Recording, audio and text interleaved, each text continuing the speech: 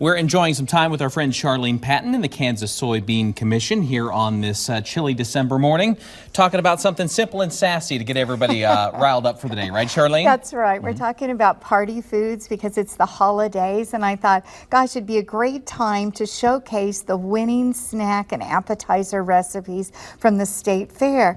And these are the Heart Healthy Recipe Contest winners, so we know they're healthy and they're good for you, and great time to have them for parties. Absolutely. Everybody's getting ready to do their holiday parties and gatherings this year. So, hey, throw a little soy into it. Nobody will ever know, right? Exactly. Okay.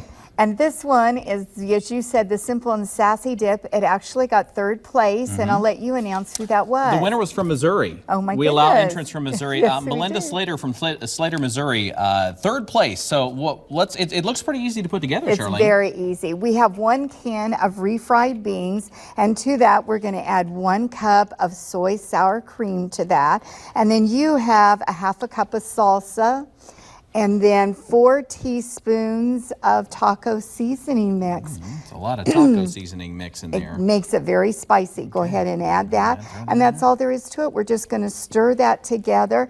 And then what she suggested doing is putting this on a platter, and we topped it with some grated cheddar cheese and a little bit of black olives, and then served it with some chips there. So how easy is that? Something that Blake could make and have a healthy snack watching the football game too. Well, I got a sneeze coming on from taking a big whiff of that taco seasoning, so we better get done with this segment pretty quick.